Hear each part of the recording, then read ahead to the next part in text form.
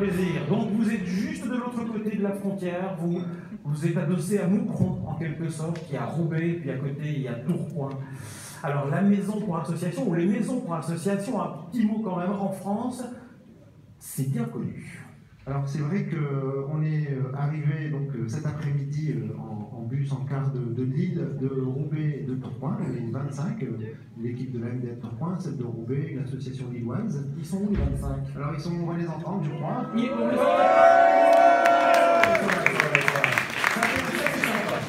C'est vrai qu'en France, on a un réseau national des maisons des organisations, c'est quelque chose de Caroline aujourd'hui, puisqu'en Belgique, c'est pas encore structuré de cette même manière, qui regroupe des MDA associatifs comme celle de Tourcoing et des MDA municipales, parce que voilà, on a les deux statuts en France. D'accord, parfait. Alors avec aussi, j'imagine que vous avez partagé les idées avec Madame la directrice Caroline, vous avez eu l'occasion sans doute de vous rendre compte que vous êtes un peu dans le même mode de fonctionnement. Les personnes qui sont venues ici sur cette scène, vous vous reconnaissez dans certains projets? Alors évidemment, on connaît la maison de Charleroi de longue date, puisqu'on travaille à la MDF Tourcoing et celle de Charleroi et celle de Roubaix sur des projets Interreg, des projets européens, des financements européens, et ça fait longtemps qu'on mène ensemble des projets autour du monde associatif.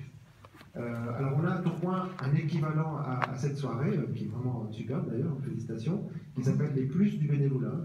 C'est un peu aussi une mise en lumière des bénévoles du secteur de Tourcoing. Il y a également sur Roubaix, sur Lille, des soirées comme ça de mise en valeur du bénévolat. Parfait. Bon, alors vous restez bien sûr là, Denis, puisqu'on va remettre ce premier prix transfrontalier à une association qui s'appelle Jardin des Cultures de Tourcoing.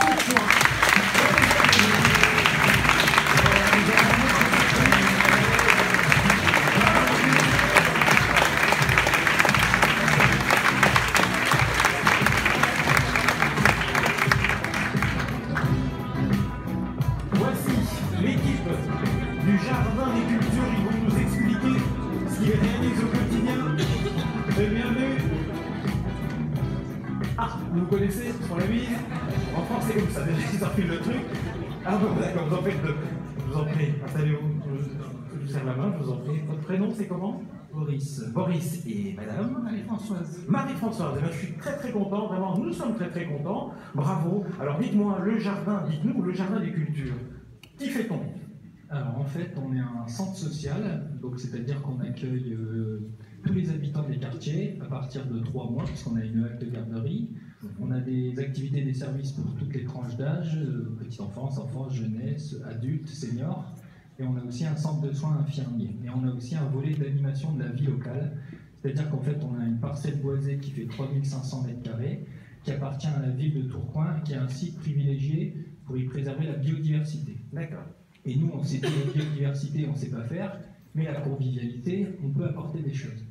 Donc en fait, on y organise des animations, des soirées, des veillées, on y fait venir les écoles pour des supports pédagogiques, on y organise la journée de l'Europe.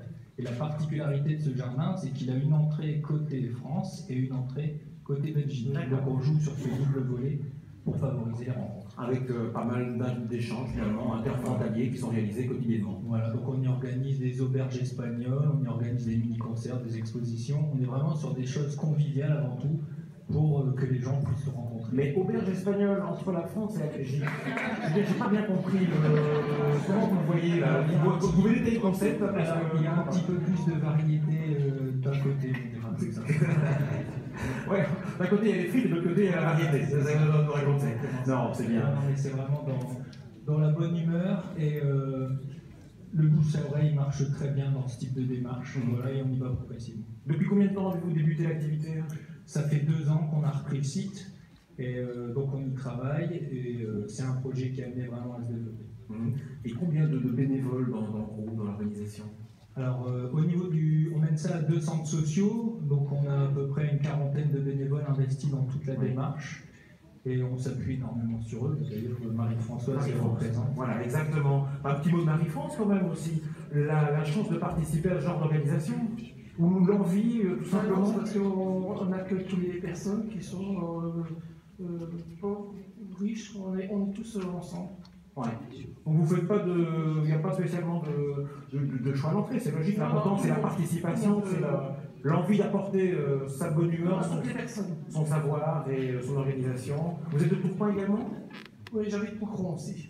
Ah, vous habitez Moucron aussi. Oui, je suis au centre social de Tourcoing. Bah, c'est bien, c'est l'occasion justement de... Et vous connaissez la maison pour association à Charleroi? Vous en avez parlé C'est la première fois.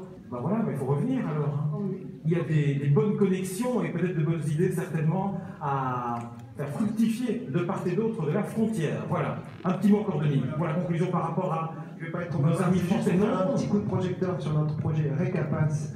Vous avez la donc, reconnaissance et qualification des parcours associatifs que l'on mène avec la MPA de Charleroi. Donc ce sont des outils que l'on met en œuvre qui commencent à voir le jour pour reconnaître et qualifier les parcours associatifs. J'entendais tout à l'heure un couple avocat-kiné qui est déjà compétent dans des métiers très techniques. Eh bien, j'imagine que si on discutait de votre engagement bénévole pour votre association, vous pourriez nous dire qu'il y a beaucoup de compétences que vous avez acquises, mais dans le bénévolat. Organiser un marathon, etc. C'est pas des choses. Eh bien, toutes ces compétences, comment les mettre en valeur dans le cadre de recherche d'emploi, par exemple. Hein, monsieur, vous dites, on entendait que vous cherchez de l'emploi, mais toutes les compétences que vous développez avec votre asso, comment on peut les valoriser dans son CV. Voilà toute la démarche de ce RECAPAS mené avec la MPA de Charleroi, la MPA de Roubaix et Interface. Voilà, bravo, merci. bravo, bravo, s'il vous plaît.